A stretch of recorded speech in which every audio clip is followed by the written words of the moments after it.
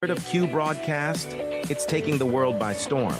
People are cutting the cord to their high cable bills and moving away from streaming services like Netflix, Hulu, and others for something better. Q broadcast. For just $60 a month, you'll get access to every channel you could ever want, including HBO, Cinemax, and Stars. And the best part? There are no contracts, no hidden fees, and you're free to cancel anytime. With Q Broadcast, you can enjoy streaming live TV, movies, and top series on up to 5 devices at once. Whether you're at home or on the go, Q Broadcast makes sure your entertainment is always at your fingertips. Imagine being able to watch all your favorite channels from anywhere, anytime, without any restrictions. We're talking about thousands of movies, hundreds of TV series, and a huge library of live channels, all in one place. And don't forget video on demand and pay-per-view events. Those are included at no extra cost, so you'll never miss a big event again. Now, take a second and think about your current cable bill. You're probably paying anywhere between $100 and $300 every month, locked into long-term contracts and hit with surprise rate increases. With Q Broadcast, that's a thing of the past. It's just $60 a month. No contracts, no extra fees, no hidden costs, and no price hikes. Why juggle multiple subscriptions like Netflix, Hulu, and cable when Q Broadcast gives you everything you need in one convenient package? People everywhere are switching to Q Broadcast, saving money and getting more content than ever before. So, what are you waiting for? Click the link in the description and sign up for Q Broadcast today. Just $60 a month, no contracts, no hidden fees. It's time to take control of your entertainment and start streaming smarter.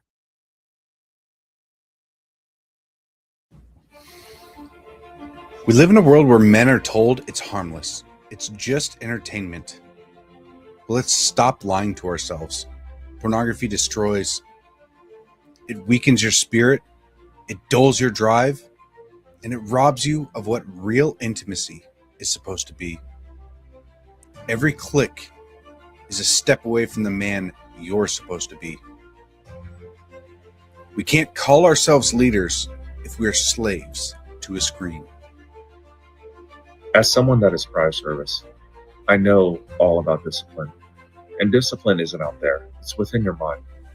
Porn rewires your brain, weakens your will, wrecks all of your relationships. It doesn't just stay on a screen, it invades your marriage, your confidence, and your actual purpose. As men, if we don't learn to discipline ourselves, we'll be ruled by our impulses. Now, it is time to stand up and take control before this silent war takes more than you're willing to lose. Real men don't hide in the shadows of shame. We step up and we protect what's ours. We fight for our wives and kids, our own hearts. Twitter isn't just an app, it's a weapon.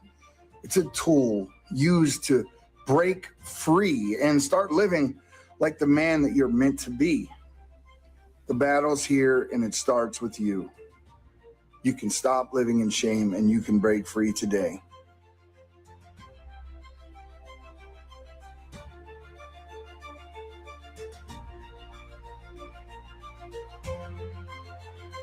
Heard of Q Broadcast? It's taking the world by storm.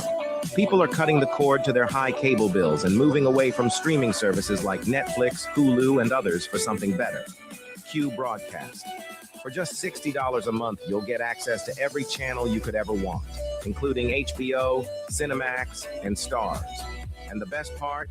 There are no contracts, no hidden fees, and you're free to cancel anytime. With Q Broadcast, you can enjoy streaming live TV, movies, and top series on up to 5 devices at once. Whether you're at home or on the go, Q Broadcast makes sure your entertainment is always at your fingertips. Imagine being able to watch all your favorite channels from anywhere, anytime, without any restrictions. We're talking about thousands of movies, hundreds of TV series, and a huge library of live channels, all in one place. And don't forget video on demand and pay-per-view events. Those are included at no extra cost, so you'll never miss a big event again. Now, take a second and think about your current cable bill. You're probably paying anywhere between $100 and $300 every month, locked into long-term contracts and hit with surprise. Here at the Anomic Age, we know that these times of uncertainty are stressful. It is incumbent upon all of us to put our fears first and bow down to government tyranny. Gone are the days of freely leaving your home, working, and social interactions. In exchange for safety, we will trade liberty. At the Anomic Age, we understand. However, just in case you want to get off your knees and stop being a sniveling coward, check out the John Age Project at anomicage.com.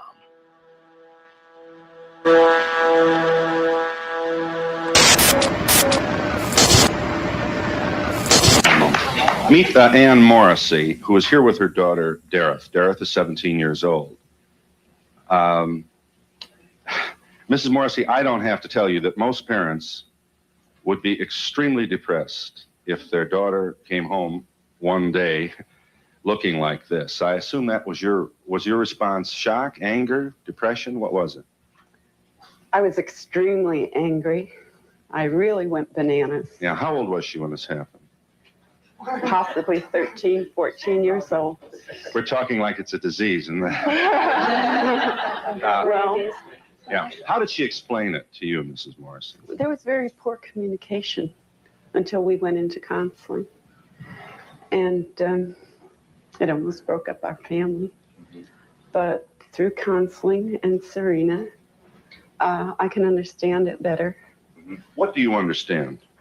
That she feels like she doesn't want to be like everyone else, and she wants to be her own person. And through the dress code and her lifestyle, she's expressing this.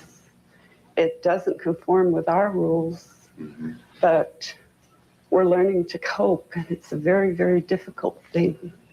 Extremely difficult. Dareth, let's let you talk for yourself. You're from Long Beach, California. I just can't handle being like everybody else because that's what everybody else wants, you know. Just because somebody else does something does not mean that I have to do it. You know, I have my own morals and ideals, and I go by them. Are you drug-free, Dareth? Yes, I am. Is this a political statement then? Do you have some misgiving about the society that you see? Yeah, there's a lot of problems, you know. A lot of the people are really aware of what's going on, you know, and I don't like it, you know. There's a lot of problems. I don't like the way society is based. What bothers you? Give us some of the misgivings you have. The rich, the poor, the people starving, the wars, you know. Why can't, you know, everybody just get along and just live their life?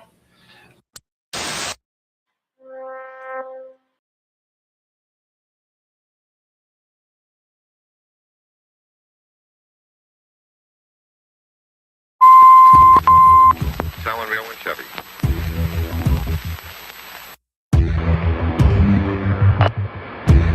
Propagating truth in a world of lies. You are listening to the John Age Project.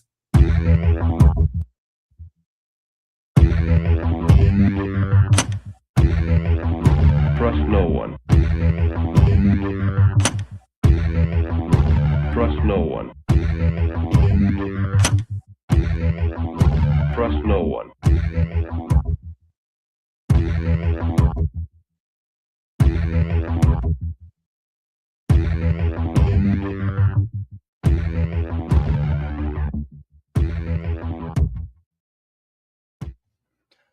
You found it. You're here. You're headlong down the runaway train that is the Anomic Age, and I am your host, John Age. Happy to be back with you once again. I'll be taking you to the dark side of the AM by the time you hear this, but fear not. We have a lovely guest today. We got none other than William Federer today, but before we get into that, please check out anomicage.com. Anomicage.com is the best place you can find all things me. PayPal.me/anomicage. Patreon.com/anomicage as well. That's the best place you can go to help me. We got the free iPhone app, the free Android app, subscribe by email link, and so much more right there at anomicage.com. So please do check that out. before you leave us today, as always, say you can take me on the go with you. You can take me to the gym, take me to hopefully a lovely get together with family this afternoon for Memorial Day.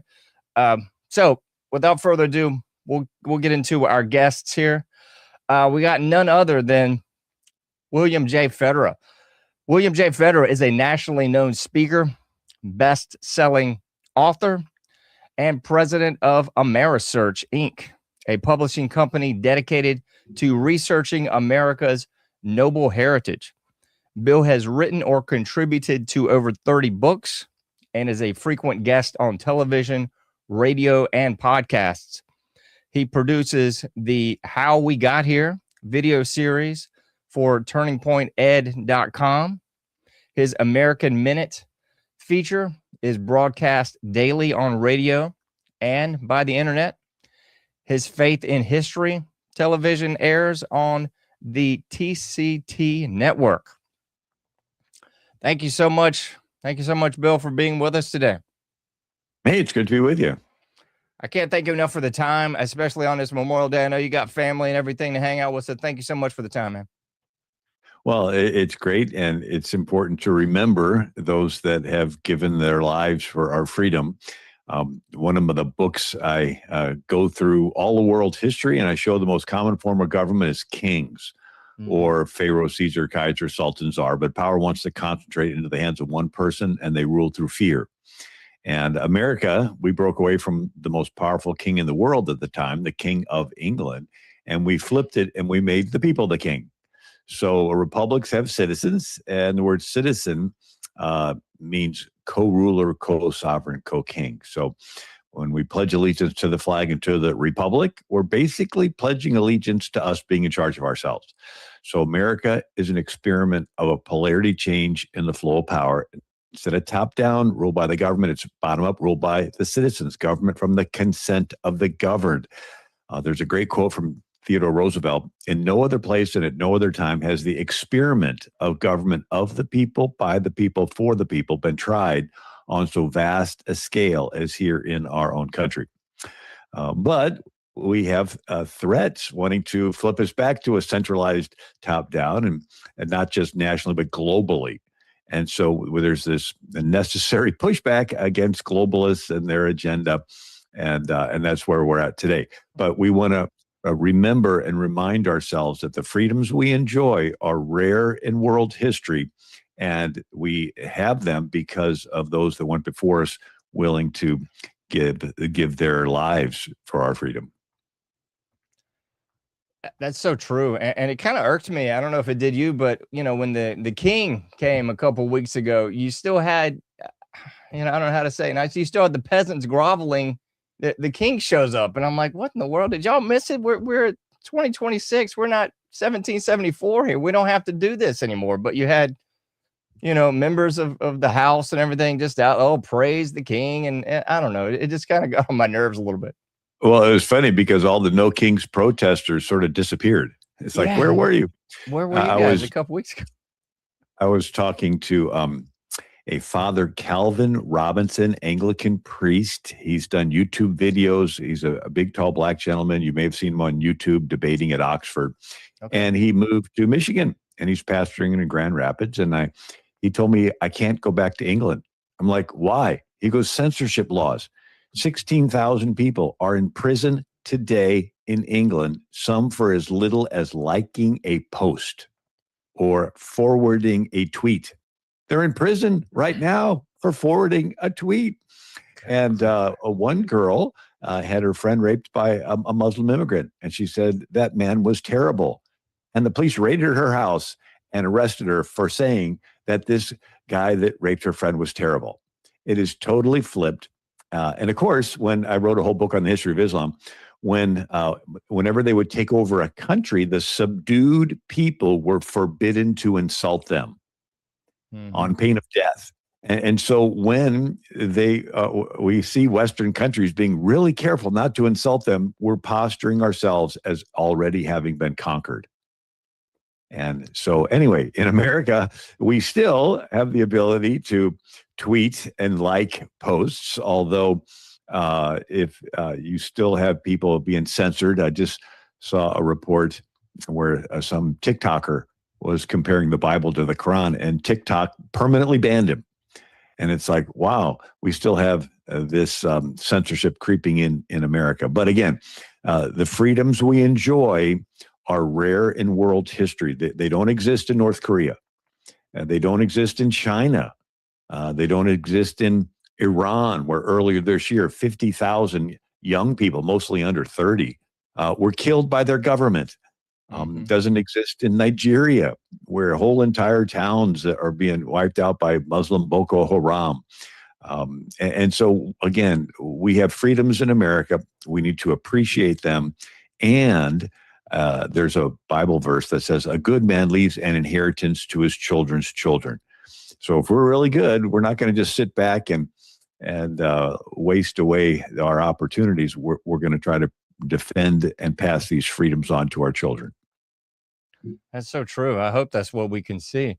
I mean, you probably saw this as well in the last week. Woman files lawsuit after arrest for Facebook post where she was criticizing in Texas, the horrible water.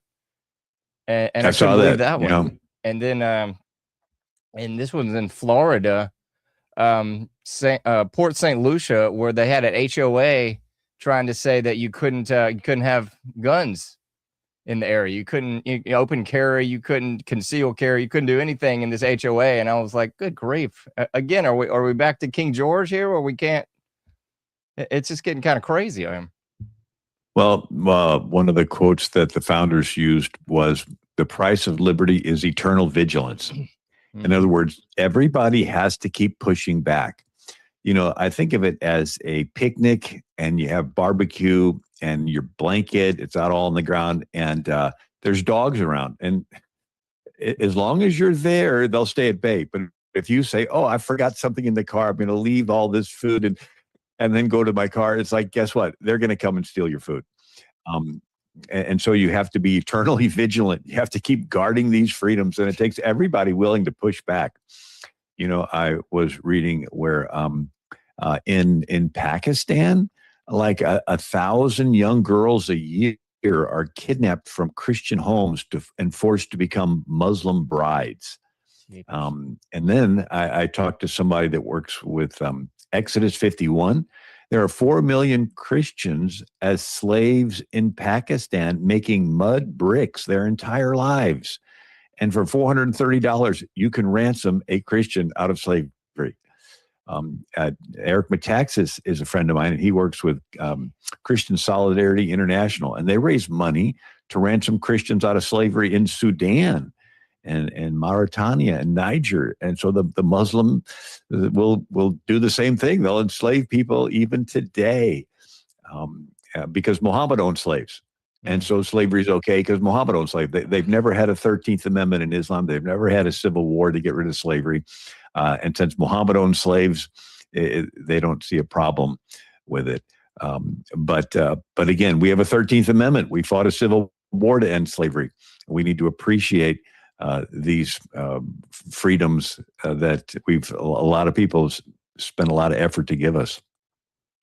Yeah, I got to look into the Exodus 51. I was looking at it while you were talking. That looks pretty interesting.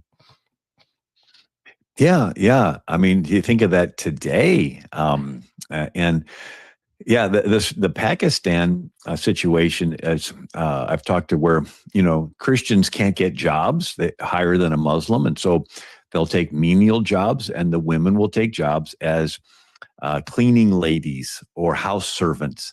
And it's sort of typical that the Muslim men in the house can rape them. And then if they want to say, oh, I want to have them as a wife. And if the girl in the family says no, they kill the girl.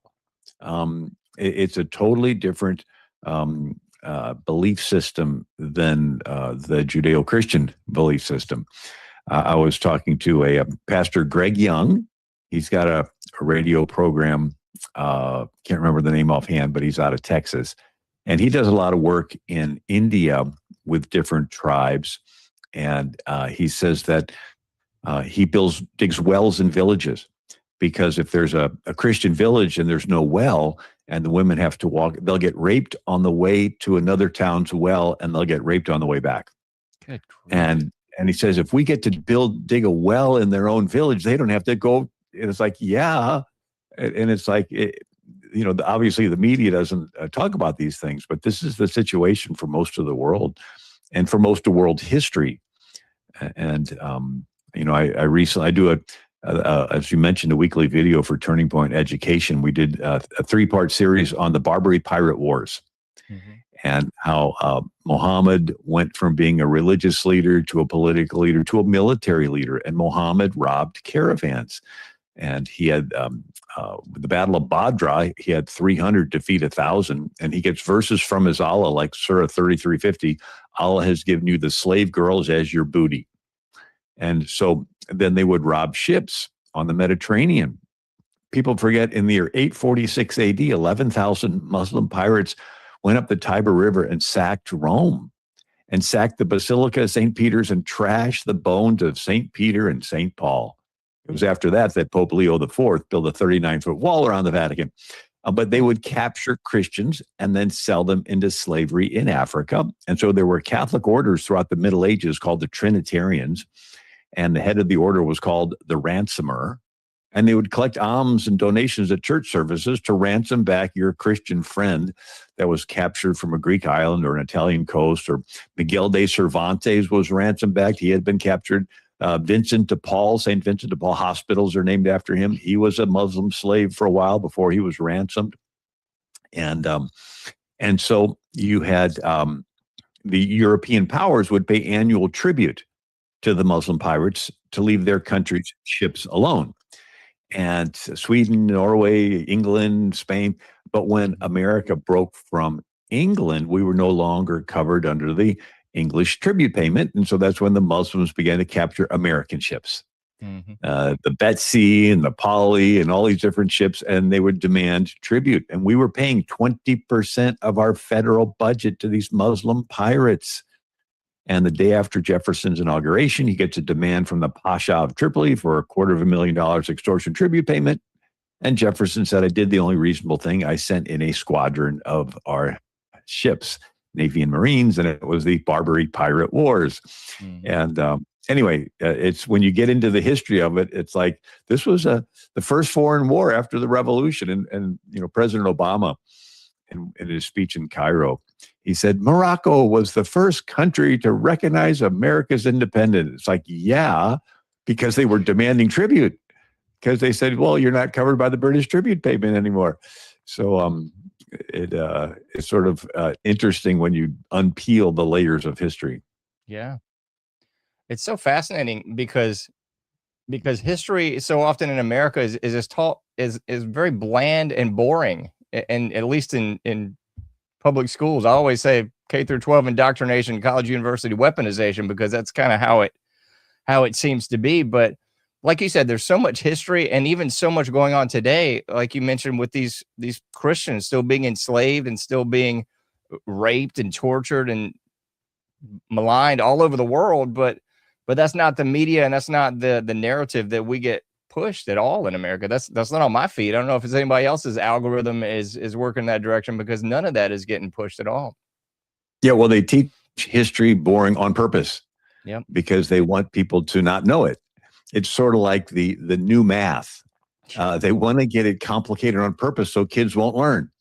It's sort of like switching from phonics to sight read. And in other words, for most of world history, the majority of the people were ignorant.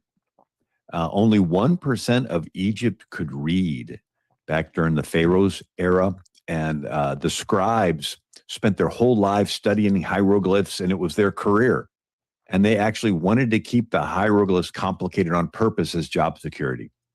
Mm-hmm. And so when Moses comes down the mountain, he has the law in a 22-character alphabet, not 3,000 hieroglyphs, just 22 characters. First letter's Aleph, second letter Beth. Sound familiar? So easy to learn, kids could read. So ancient Israel was the first instance in world history of a literate population. But for most of world history, it's easier for kings to control ignorant people. And so there's even the last line of the book of Jonah. And Jonah's pouting that God was not destroying Nineveh. And God said to him, well, why should I be in a hurry to destroy him? There's 120,000 people who cannot tell their right hand from their left. We're talking pretty low education level.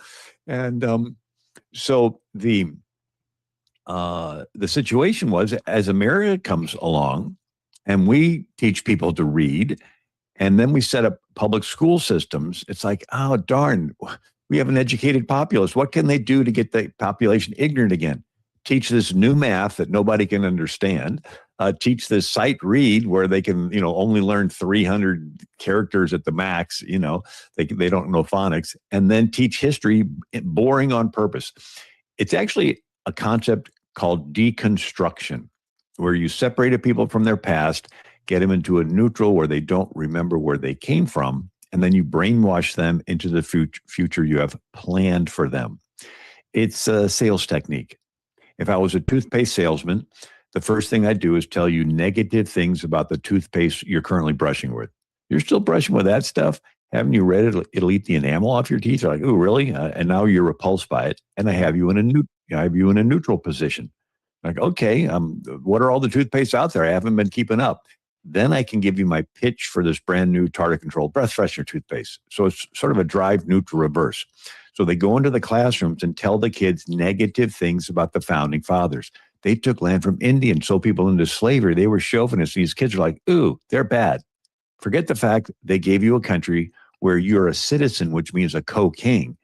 You participate in governing yourself. Forget all that. They're bad. And now these kids are in a neutral position where they're open-minded. Gee, let's have a comparative religion class, and we'll start off with Islam, and the semester will run out. We just don't have time to get around to Christianity. And then they give their push for transgenderism and LGBTQism and socialism, Islamism. And so it's sort of you uncouple the train car and then you recouple it. It's a drive neutral reverse. And so Europe actually went through this. It had 1,000 years of Catholic cathedrals, Protestant Reformation, and Jewish neighborhoods. And then it went to a secular Europe with the French Revolution. Free sex, anything goes, tolerate everything. John Lennon's, imagine there's no heaven. It's easy if you try, no religion too. And so they tolerate everything. And then in comes Islam and they tolerate that. And it has an aggressive ideology to take over. And so the average Muslim woman has 5 children, and the fundamental practicing Muslims will put their 4 wives in different apartments and tell them to go down to the welfare office and collect checks. And the man visits the wives, and the more children they have, the larger the checks get. And he is living like a prince with his harem, and it's all paid for at state expense. And so they estimate at the rate of population growth that, Europeans are maybe having 1 kid per couple, and this Muslim man is having 20, that, by 2030, they'll be able to sway elections, because they don't need a majority. They just need a couple parties that are neck and neck, and they'll say, well, we'll help tip the scale, but in return, we want you to allow us to advance our agenda. And so they say by 2050, they'll be able to push their agenda and Islamify most of Europe.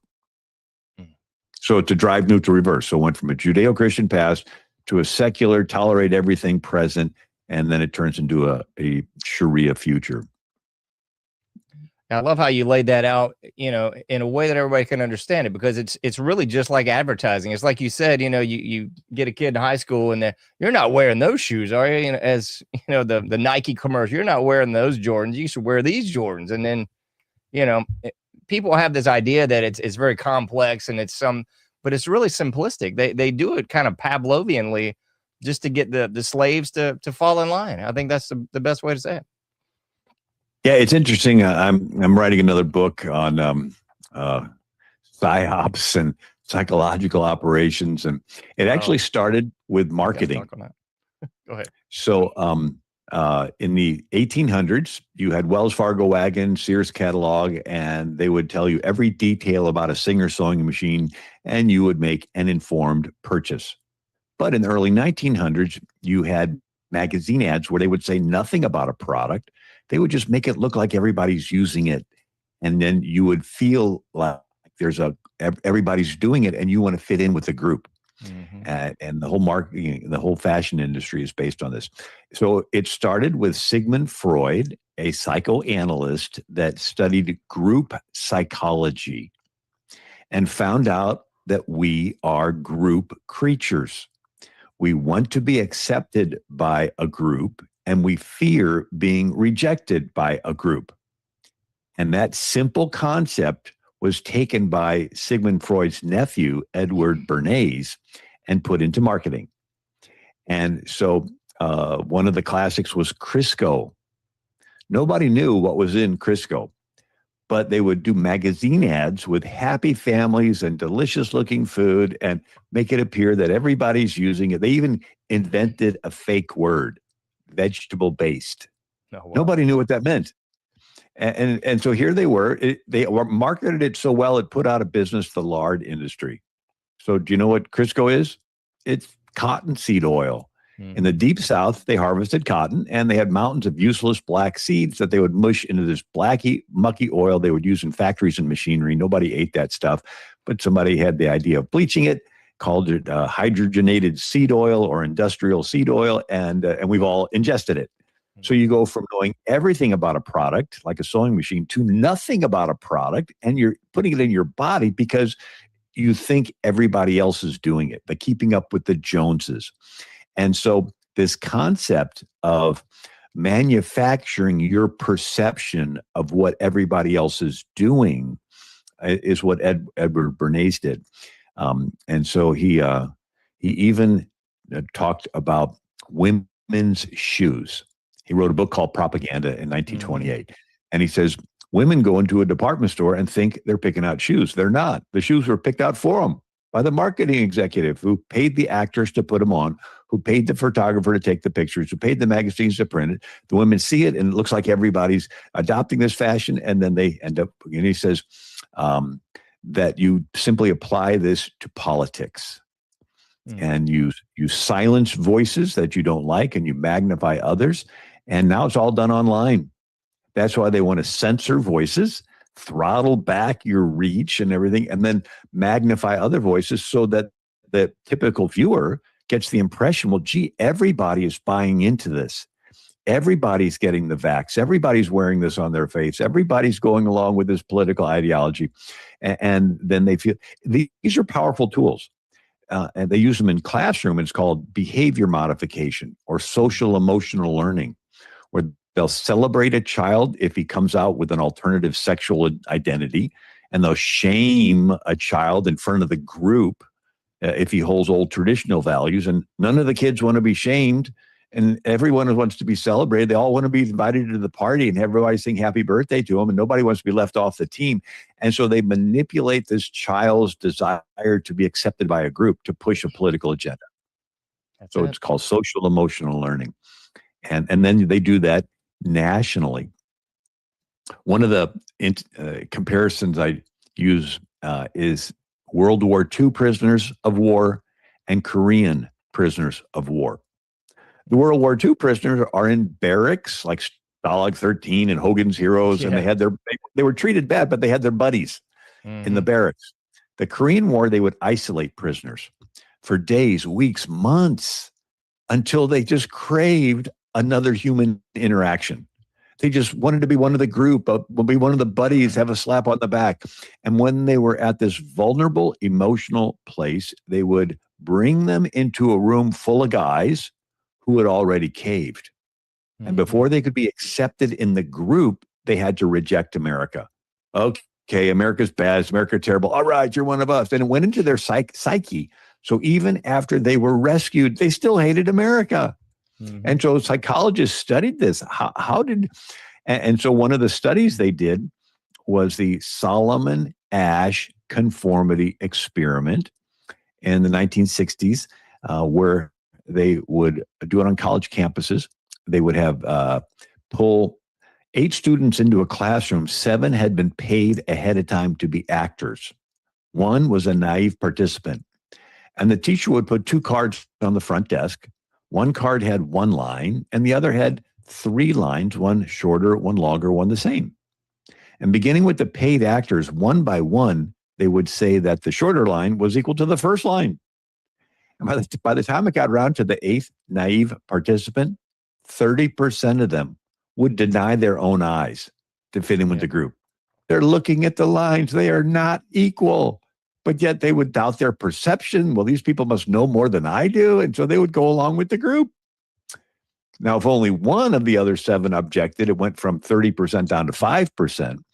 But this fear of being rejected from a group is very powerful. And so if they can manufacture your perception of what the group is going along with, and so Joseph Goebbels was the Nazi minister of propaganda, and he studied Edward Bernays. And so he said, people will do what they see other. So he would orchestrate these Colosseum events with 100,000 people, and they would begin to give the Hitler salute in the front. And it would work its way back like a wave at a football game. And as it's getting closer to you, you'd see it coming and you'd feel pressure to give the salute. And then people would see you giving it and they would feel pressured to give the salute. And everybody would leave the stadium thinking, well, I guess everybody's in on this Nazi stuff because I saw them all giving the salute, where they may not have been in favor of it. And so it was this manipulation of your perception of what the group is believing. And you feel a subconscious impulse to comply. Anyway, so it's now with AI, they found University of Zurich did a study of Reddit users, and they built a profile on each user, and they found out that AI bots were 6 times more effective at getting people to change their views than humans are. In other words, every interaction you do with the internet is studying you. Every question you ask ChatGPT, it's studying you. It's building a profile on you. And its goal is to find out your positive and negative motivations, your fears, your pleasures, your pains, your desires. And then gradually, they can manipulate you. They can feed you stories. They can, and it will cause you to move in a certain political direction. These are powerful tools. They can get a boy to think he's a girl. They can make you wear something on your face that you don't know why. They can make you inject something in your body. They can say, well, if you say anything against something, like as soon as the Ukraine war started, anybody that spoke out against it, you're canceled. It's like, you know what? But you see it happening today, with different movements, and so these are powerful tools. And so with AI, it's going to get even a greater ability to deceive. And so that's why it's incumbent upon each of us to realize, no, we have to do deep dive studying and be aware that once you watch a video, it knows how many seconds you're watching a video. And if you're scrolling and you're slowing down while you're scrolling, it says, well, you must be interested in this content, and it'll go out and gather more of that same content and put it in your feed. And so it'll reinforce you in where you'll come away with, gee, everybody's going along with it. No, maybe they're not. Maybe it's just feeding you continual information that to create. So we're a government from the consent of the governed. Mm-hmm. But what if you could engineer consent of the governed? And so Edward Bernays wrote a book called The Engineering of Consent. Manipulation of the opinions of the masses is one of the primary elements of a democratic society, but it's talking about manipulating your opinion through what you think everybody else is going along with. So once you're aware of it, you can sort of spot it. Somebody did I think it was one of the media groups that collected the television stations of the news media saying, beware of forwarding emails because this is very dangerous to democracy. And they were all saying the same thing on 20 different channels. Yeah. Yeah. Yeah. And it's like, you know what? I think you're the one that's a danger to democracy. And then there's one when J.D. Vance was announced as Trump's running mate. And everybody's saying that J.D. Vance is weird.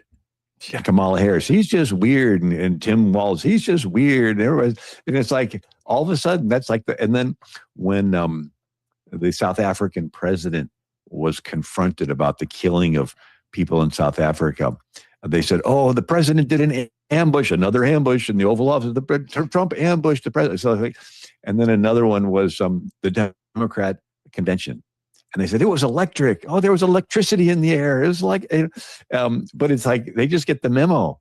Yeah. And so when you realize that the majority of the mainstream media is owned by just a couple companies, you have these huge like BlackRock and Vanguard, and where they own stock in these companies.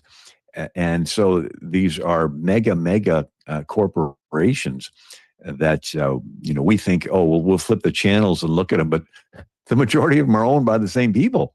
And that's why we have to go to alternative media, and that's why what you're doing is so important. I got to throw this out there because I've covered it a couple of times on this show, but it links in just succinctly with what you were saying about the Korean War vets, because I was looking this guy's name up during the COVID fiasco. His name's Albert Bitterman. He was a psychiatrist, I can't recall, in the 50s on into the 70s. But he wrote his first paper on this, I believe, in like 1958. But what he was doing is he was interviewing POWs from the Korean War after they had come back and trying to understand why they cracked, to your point, what you were saying. And he came up with what's called the Bitterman coercion chart. I'll put it on the screen for the people. But it goes into the different methods to control or to break a prisoner there. And he says isolation, mono. Hold on, let me zoom in so I can see it. Not that much. Monopolization of perception, monopolization of perception. Sorry, I'm still sick. Monopolization of perception, humiliation, degradation, exhaustion, threats, occasional indulgences, demonstrating omnipotence, and forcing trivial demands. So, I was thinking about that when the COVID fiasco was going on, because that's exactly how they were breaking the populace. They were doing it was a checklist of the Bitterman coercion chart, which ended up getting used by the U.S. Army in, I believe 1964. Amnesty International ended up exposing it in, I think, like 1973. And then in Guantanamo, they were using this, like 20 years ago. And it's the same blipping chart. And I'm like, the American people probably don't have any idea that they're getting psyoped from Bernays, from folks like Bitterman, and even into that second book, that monopolization that you were mentioning from Edward Bernays too. Yeah. I actually, talked to several military people, and they said that it's part of the training where they want to, break a new recruit down so that they can rebuild them as part of a unit. Yeah. And, you can see, okay, a fighting unit on the battlefield, that we want them to think, and be committed to each other so they can fight. But once you have that concept hijacked and used to push these alternative ideologies. So one of the classic definitions of war is from Karl von Clausewitz, 19th century military theorist. And he said, the purpose of war is to get your opponent to submit to your will. Pretty simple. All the battles and guns and training is all to do what? To get your opponent to submit to your will. And then Sun Tzu's Art of War, 5th century BC, said supreme excellence in a commander is to get your enemy to submit without a fight. So if you make them think that they're weaker than they are and you're stronger than you are, you get them confused, demoralized, disoriented, and so now it's a psychological war. And then there's what's called 5th generation warfare, where you get your enemy to submit to your will without them even being aware there is a war. If the goal is to get them to submit, why even wake them up and let them know there's a war going on? You just get them into fear, and they'll panic and surrender their freedom for security. All right. And so Yeah, so this is what we've been experiencing, is this fifth generation warfare where we're giving up our freedoms, and we don't realize that when you zoom out, we're moving back into this controlled agenda. So there are globalists, and they want a one world government. They want to censor everybody's speech worldwide. They want to, get everybody into panic and fear. The climate change thing was created to try to get a global fear going. I think that to a certain extent, the alien thing might be part of this psyops to get everybody into this fear. Well, okay, we all got to panic and surrender freedoms. I don't, but I mean, the health scare, Brock Chisholm was the first director of the World Health Organization. And he said, to achieve world government, it is necessary to remove from the minds of men their national patriotism. So they want to deride anybody that wants to defend their nation and say, well, you're bad if you're willing to defend your nation. That's why they hate Trump, because he wants to make America great again. No matter what anybody thinks about him, he is not a globalist. He is not a one world government guy. He's a make America great guy.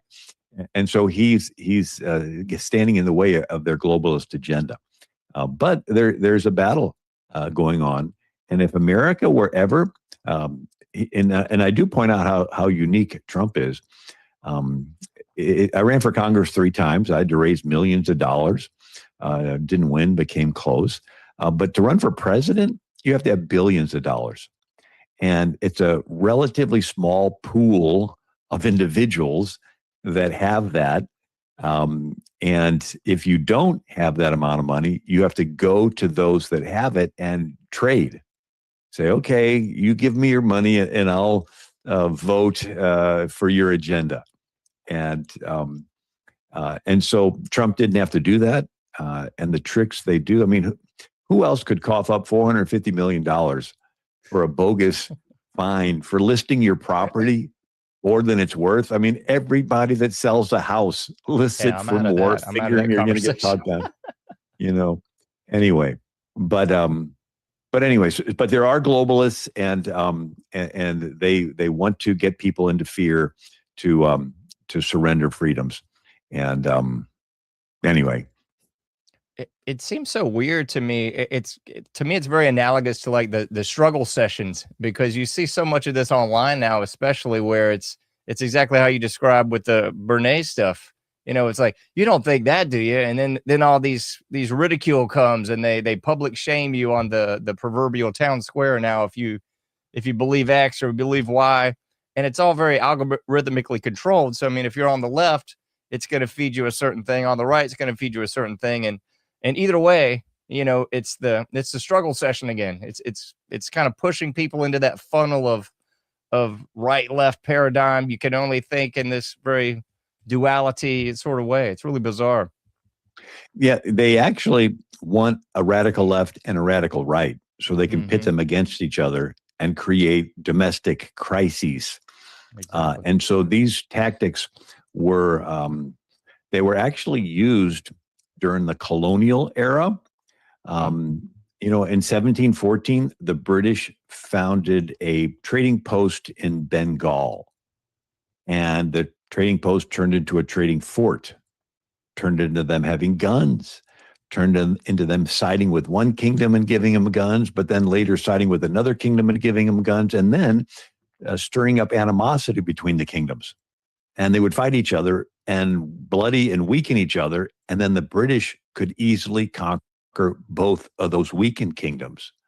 And they did this again and again until they took over all of India, a quarter of the world's population. They tried doing it in America during the Revolution. And you have British General Johnny Burgoyne meeting with the Mohawk Indians, promising them money for scalps. And it was so bad, it's even listed in our declaration as one of the reasons we were rebelling. The king has incited the native of our frontiers, whose merciless rule of warfares and indistinguished destruction of all ages, sexes, and conditions. And then during the War of 1812, the British at Pensacola promised gold to the Creek Indians for scalps. And so the Creek Indians attacked Fort Mims, Alabama, and scalped 500 people. But here you have, even when the Belgians were colonizing the Congo, and the people saw themselves as one, and they would measure them and their features and their height, and they would say, you're a Hutu and you're a Tutsi, and made them go down to the government offices and register as a Hutu or a Tutsi. And then once they identified with those two, they would pit them against each other to fight and even genocide each other. And then the colonizing power could easily take over the whole country. And so this tactic is now called the Color Revolution. And so China, when Mao Zedong was taking over, he wanted to divide the country. So he said all of the business owners, property owners, educated people, they're part of the Black Party. And all the hardworking farmers, they're part of the Red Party. And they would portray the red as good and the black as bad. And they wanted to get this division so that they could have, this fighting and take away all the land and so forth. And so in the Cold War, you would have color revolutions in Europe and Ukraine, all these different countries. And so after World War II, you had countries in Europe wanting to be free and have republics and elect leaders. And the KGB didn't like that. And so they would send agents into the countries to do what's called critical theory. They'd simply observe all the groups, ethnic groups, economic groups, racial groups, and they would classify them as victims and oppressors, haves and have-nots. Mm-hmm. And then they would stir up animosity between them. And they actually wanted there to be bloodshed because then people panic and think emotionally and they want to blame somebody for the bloodshed. And then they co-opt the media to blame the leader of the country. And as the negative media portrays the leader bad, his popularity falls. And then they could do a coup or a rigged election and nobody would question it because by this time nobody liked the leader and they would replace him with a Soviet puppet. And so country after country would fall. And so it's called the Cold War. The CIA learned how to do it in reverse. And for 50 years, this was basically the theme of every James Bond movie, right? Some third world country, and there's the KGB, and there's the CIA, and they're wanting to do an assassination and flip the country's government. And then Obama turned it all inward on America for political reasons. In 2014 and 15, I think it was the Smith-Mundt Modernization Act, which allowed the government to be able to manipulate the media for the country and do psyops on the country. And then Obama signed the Countering Foreign Propaganda and Disinformation Act, which gave him the authority to decide what's foreign disinformation, what's not, and censor it, right? And then Obama signed an executive order saying using behavioral science insights for the benefit of the American people. It's like, what's behavioral science insights? Oh, learning how people make decisions and manipulating them for the sake of national security. Mm-hmm. And so what our CIA was doing in other countries, ostensibly for patriotic purposes, right? We didn't want countries to be in the Soviet orbit and we wanted them to be in our orbit. But Obama took all these tools and now turned them inward on America. And I think Trump's been trying to clean house, but they are so embedded that this deep state is not, it's still there. And so it's understanding that that's what the importance of alternative media, and that's what you're doing. And so I appreciate you having me on. It's so wild. I think you're reading my mind, Bill, because you were talking about Barack Obama, and before you were talking about that with the community organizer is the word that kept popping in my brain, because that's in essence exactly where he came from, as a quote unquote community organizer. But to your point, it's just a rabble rouser. Excuse me. To go in and sow division and to separate elements of the culture or aspects of the culture. And it kind of goes back to something else. Project Camelot was something, I believe it was 1964, but it was started at American University, where they had the social sciences departments come together to try to better understand how to take over in Vietnam, but it was pulling in all those social elements and figuring out, okay, we got an economist, anthropologist, sociologist, psychologist, political scientist. How can we better take over the people? And that sounds a heck of a lot like what was going on with Barack Hussein Obama, where he was trying to use those same sort of tactics, not foreign, but domestically against the American people. Yeah, yeah. By the way, I have a book called Socialism, The Real History from Plato to the Present. And then the subtitle is How the Deep State Capitalizes on Crises to Consolidate Control. And my website's AmericanMinute.com. So that's where a lot of the stuff that I'm talking about is drawn from. I'll put it on the screen right now for the listeners while you're talking about AmericanMinute.com. That's what you're seeing right now, folks. Yeah. And then the book is Socialism, The Real History from Plato to the Present. Plato was the first one that talked about everybody owning everything in common. And it sounds good until you think it through. Somebody has to be in the government handing out the common stuff.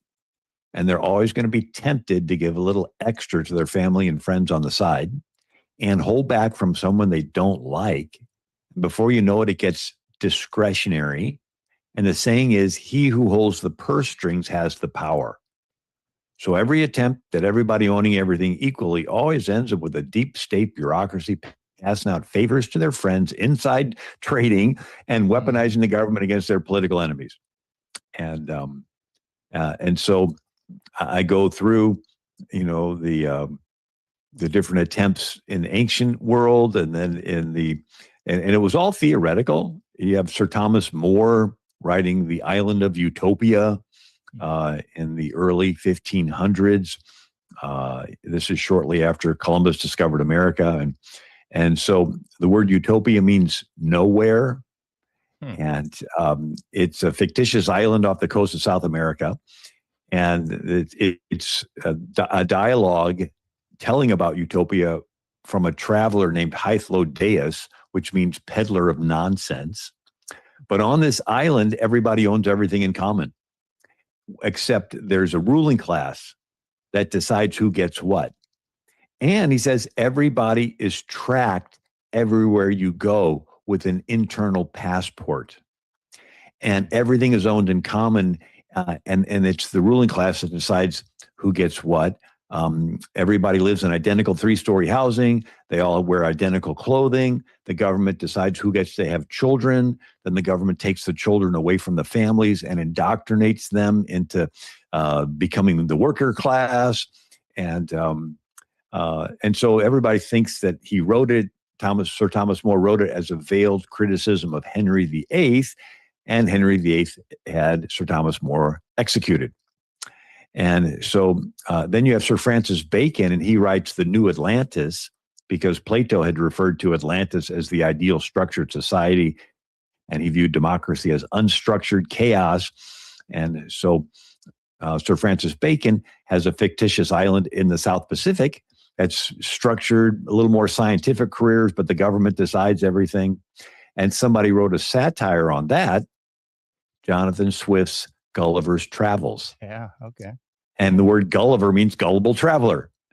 And he's washed up on an island where everything is structured. There's a ruling class, all the elites, and there's a commoner working class. And then this is around the time that the Pilgrims are settling America, and they had no money. So they went to the Virginia Company, which branched off to the London Company, and they lent money to the Pilgrims with a company bylaws. And the bylaws said everything would be owned in common for 7 years. Everything got by cooking, hunting, fishing, trading, and it shall go into ye common stock. And everyone's livelihood shall come out of ye common stock. And William Bradford said they tried it for a couple of years and almost starved to death. He said the young man objected to having to do twice as much work as the old guy, but got paid the same.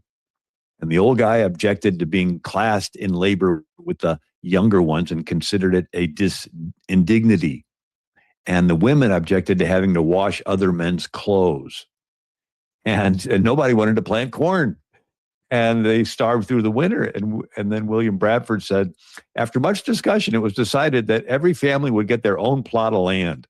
This made all hands more industrious. The women now went willingly into the field to plant corn, while before they would allege weakness, and to have compelled them would have been thought great oppression. So it's like, okay, they tried this communism, everything in common. They scrapped it. And you get your own plot of land.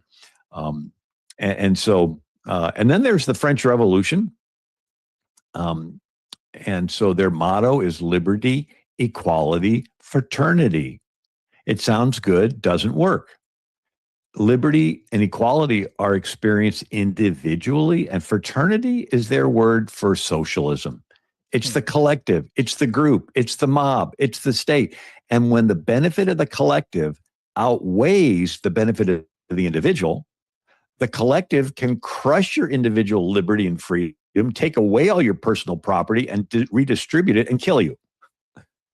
And so you have people like Jean-Jacques Rousseau, considered the father of the French Revolution. He says, when the state says that it's expedient for the state that you should die, you ought to die, because your life is a gift made conditionally by the state. Right? And then that inspired Karl Marx and Hegel. And Hegel said, the state is God walking on earth. The state is our mortal God. All the worth which the human being possesses, he possesses only through the state. And so once you get rid of God and rights that come from a God, and the government's purpose is to guarantee to you your creator-given rights, if there's no God, your rights come from the state, from the group, from the collective. And what the group giveth, the group can taketh awayeth. And so that's why you had, John F. Kennedy in his inaugural address said the rights of man come not from the generosity of the state, but from the hand of God. And so without God, the government transitions from your servant to your master. Instead of the government standing in front of your house, protecting it like a policeman, the government's in front of your house, keeping you a prisoner in your house. And so on Memorial Day, we appreciate the men and women that gave their lives for our freedom. And then America is unique because a declaration, all men are endowed by their creator with certain inalienable rights, right to life, liberty, and pursuit of happiness. And so it's the creator giving them. It's not the government giving them. And so sounds perfect. Might be a perfect spot to leave us today, man. I love talking to you. I got to talk to you again when you come out with that new book about more on the psychological thing. I love getting into that information. Yeah, it's eye-opening. You know, you're in a water molecule is individual, but you put it with other water molecules and they operate as a group. A fish in a bowl, but you put it with other fish and they operate as a group. A bird in a cage, but you put it with other birds, they operate as a group. Well, guess what? We're individuals, but you put us with other individuals and we operate as a group. We're constantly giving and receiving feedback. Are we being accepted or rejected? And so once they, Sigmund Freud studied group psychology. And it's like people will want to move with the group. And so if they can affect your perception of what the group is believing and doing, and like the fashion industry is based on this, then they can get you to go along with it. And you don't even know. A successful psyops is you don't even know you're psyopted. You just feel like, okay, well, I'm doing what everybody else is doing and I'm fitting in, right? But it's all manufactured. There's one story in the Bible of Peter with a group around a fire, and a girl gets in his face and says, "You were with Jesus." And you can just picture Peter looking around the fire and everybody's eyeing him. And he realizes he's about to get kicked out of this group. And he says, "I never met the guy." Like, that's it, Peter? You were with him a couple hours ago and you denied him that quick? I mean, it is a real fear to be kicked out of a group, a family group, a professional group, an online group. It hurts to have somebody cancel you and lie about you online. That hurts. But after the resurrection, the Sanhedrin calls Peter in and said, "We gave you strict orders not to speak in that name or we're going to kick you out of our group, the synagogue." Mm-hmm. And Peter said, "We must obey God rather than men." It's like, whoa, what happened to Peter? He doesn't care about being kicked out of a group. He's filled with the Holy Spirit. There's something about the Holy Spirit that you don't care about pleasing anybody else. All you care about is pleasing God. reminds you of Sam Coonrod, the Giants pitcher, was the only player not to kneel in protest when they were doing the kneeling in protest to the flag. And afterwards, they asked him why. He said, well, I'm a Christian. I just believe you're not supposed to kneel in front of anybody but God. And then there's Jonathan Isaac. He's an Orlando Magic forward basketball player, and he was the only one not to kneel. And they asked him afterwards why. He says, we're all created in the image of God. The gospel is for everybody, right? That's right. It's only when you have a relationship with God do you not care about. But if you don't have that, all you have, most of the world calls it honor or shame culture. Your worth is dependent on being accepted by a group, and you fear being rejected. And but we're supposed to be freed from that by the gospel. So that's so true. I'm glad you left us on a spiritual note, man. I was going to try to go in that direction. I'm glad you're reading my mind again. You took it right to the Bible, to the cross. I love that. Thank you. Well, hey, thank you, John, and appreciate you having me on again. AmericanMinute.com is my website. Putting that on the screen again for everybody. And the book I talked about a whole lot is called Socialism, The Real History from Plato to the Present. That's going to be the best place for people to get everything you. Yeah, and I send out emails, history emails. Like I said, we did one on a series on the Barbary Pirate Wars, did one on the history of Iran, but fascinating stuff they can sign up for at AmericanMinute.com. That sounds beautiful. Well, thank you so much. If you'll stick around for a second, I'll close up and say goodbye to you off there. All right. All right. Thank you so much. Well, folks, if you missed any of that, please check out anomicage.com. You can rewind it, take notes. I'm going to do the same thing. There's a couple things I need to take notes on here too. So as I always say, you can't do everything, but you can do something. Please try to get out there, do your part, make a difference, and get with your family. Have a good day today. It's Memorial Day. Thank you, folks. I'll see you next time.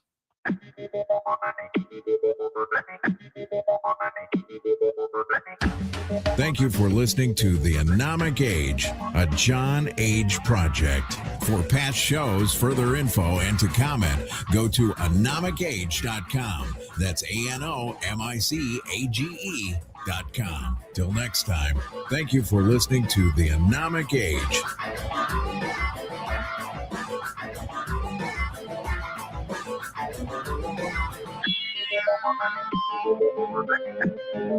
Thank you.